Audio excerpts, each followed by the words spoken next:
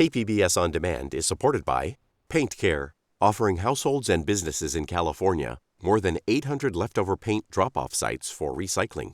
Quantities of 100-plus gallons of paint may qualify for a large volume pickup. Learn more at paintcare.org.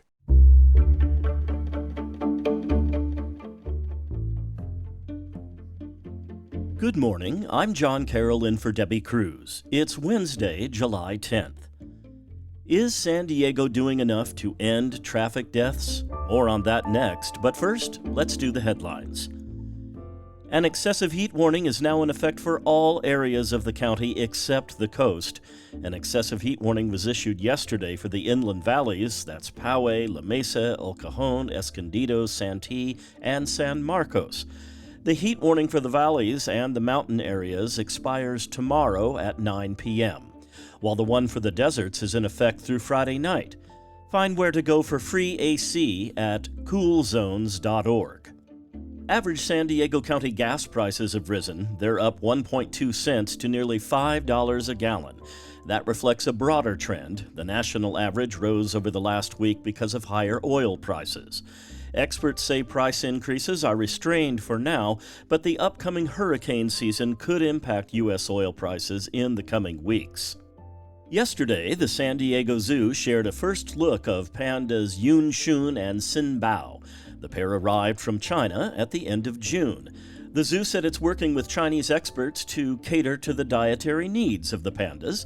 The animals are getting a variety of fresh bamboo and wo-wo to, a traditional Chinese bun also called panda bread. Zoo officials say it will be several weeks before the public will be able to see the pandas. Go to kpbs.org for photos of Yun Shun and Xin Bao. From KPBS, you're listening to San Diego News Now. Stay with me for more of the local news you need.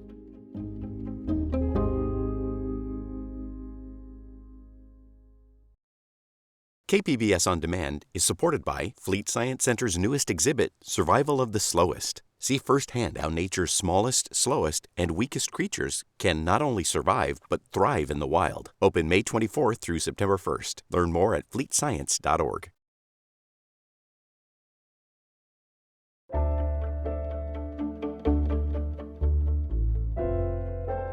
Two-thirds of office holders in San Diego, Imperial, and Riverside counties have received threats.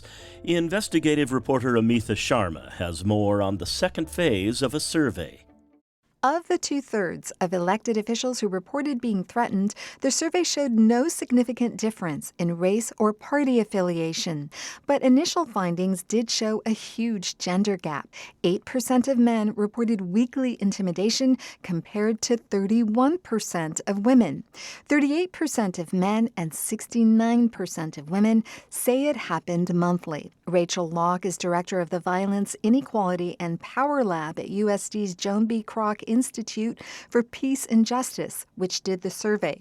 She says the targets of threats report hearing comments like, I'm being told to have thicker skin. I'm being told this really isn't a problem, but I can't sleep at night. I don't feel safe. I'm worried where I go in my community. Am I crazy to feel these ways?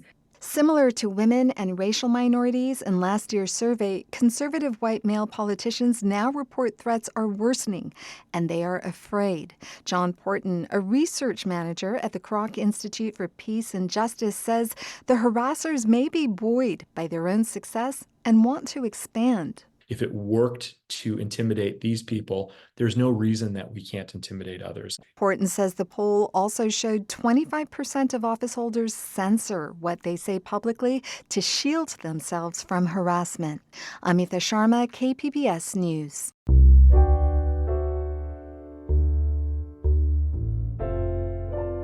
Nine years ago, San Diego adopted a goal of achieving zero traffic deaths and serious injuries by 2025.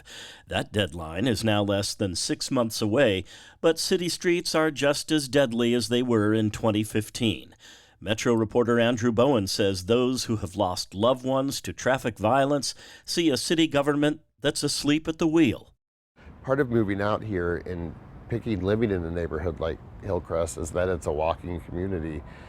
Josh was able to work in the neighborhood. Scott Moore is remembering his best friend, Josh Gilliland. The two moved to San Diego as a couple in 2001, fleeing the homophobia they grew up with in Kansas and Oklahoma. They stayed friends after their breakup. Then, on the evening of June 10th last year, Josh was walking to work, which was Cheers, a watering hole down the street in University Heights. In the same walk he's done for years. A driver who was later charged with DUI ran a red light and struck Josh as he tried to cross El Cajon Boulevard. Josh died in the hospital 4 days later. I don't think that I'll ever be completely whole again. I mean, he was my everyday person. We spoke almost every day, and I continue to want to call him and tell him something. There are so many things that I could only tell Josh, or that we would only understand. Josh's death was especially painful because neighbors had been complaining about this intersection of El Cajon and Park Boulevard for a long time. It's enormous and confusing, and the streets are wide, which encourages speeding.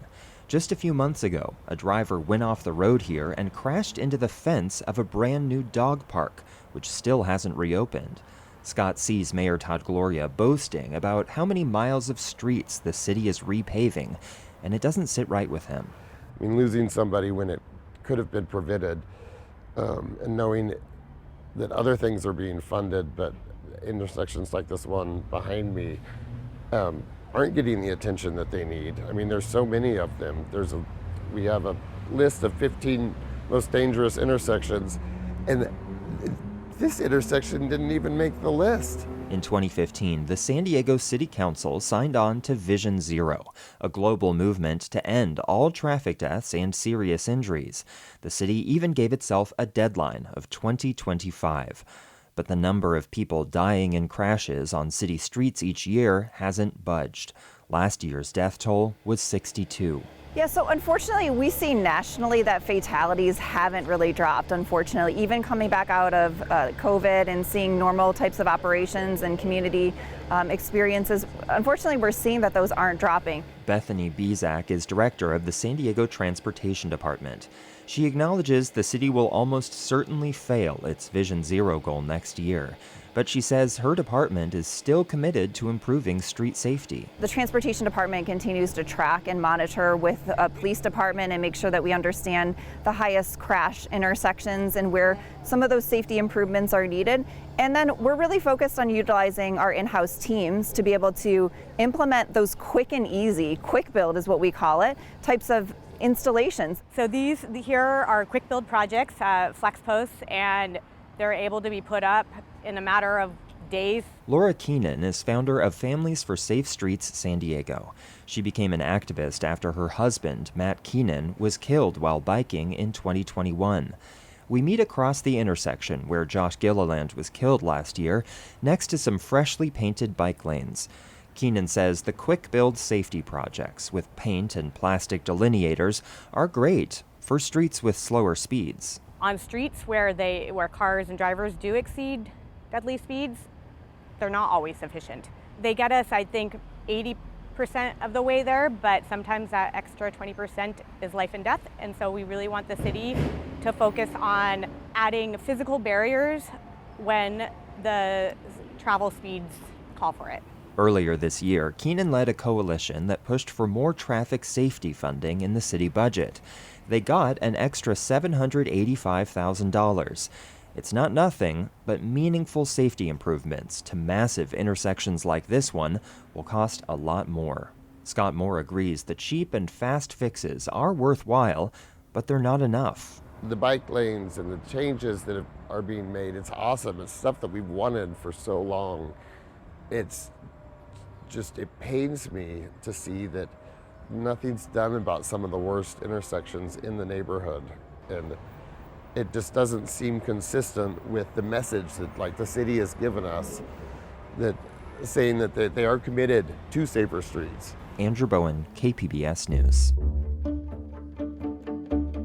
Coming up, the Miramar Reservoir has reopened for boating, kayaking, and other water sports. We'll have that story and more just after the break.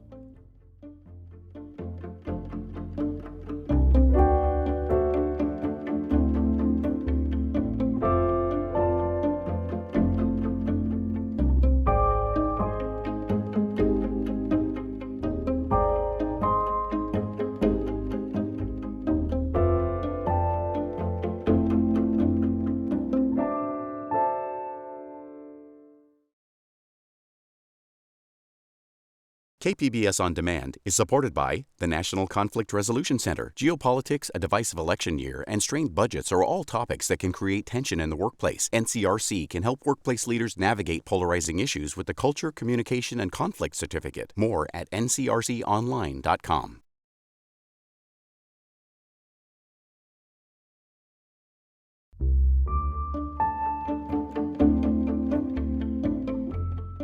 Sailors on the aircraft carrier Abraham Lincoln will get to enjoy some extra creature comforts during their upcoming deployment.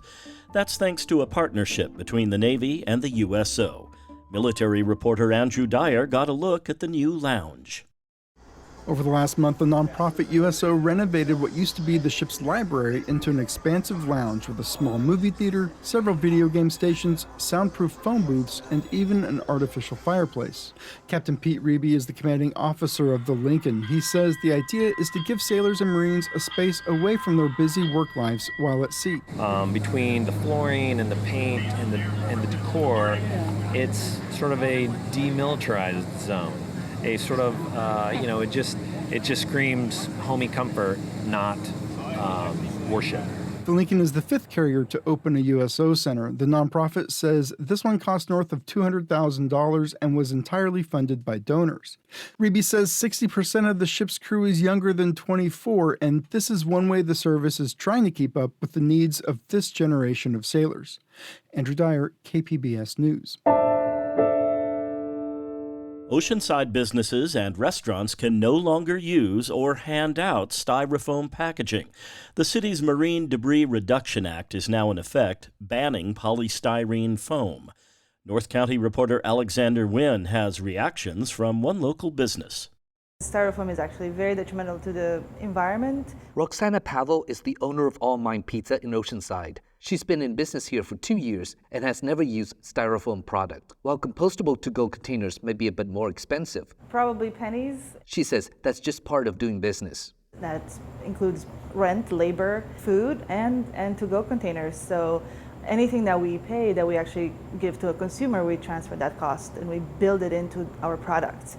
I think in the long run, it's definitely cheaper because the cost of the impact to the environment is much higher. She says 10 years ago, it was harder to find compostable containers, but now they're available from almost every major supplier. Styrofoam is the first phase of the ordinance. Come January, Oceanside will also ban single-use plastic bags. Alexander Wynn, KPBS News. After nearly a year, the Miramar Reservoir is back open to boats. Reporter Katie Anastas says it marks the successful installation of an underwater pipeline meant to increase the local water supply.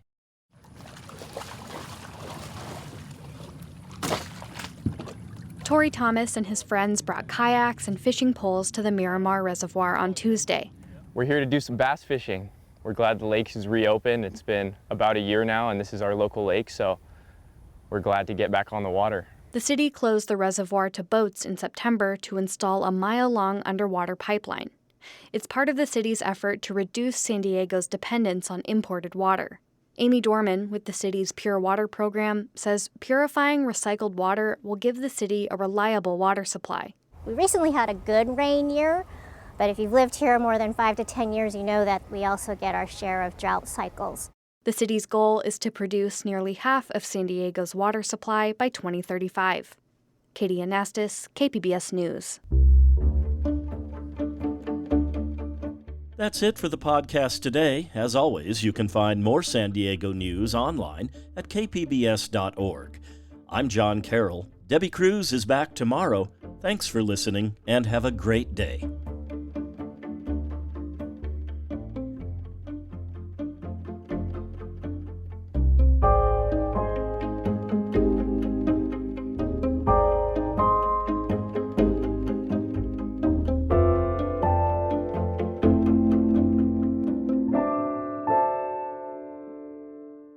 KPBS On Demand is supported by the National Conflict Resolution Center. Geopolitics, a divisive election year, and strained budgets are all topics that can create tension in the workplace. NCRC can help workplace leaders navigate polarizing issues with the Culture, Communication, and Conflict Certificate. More at ncrconline.com.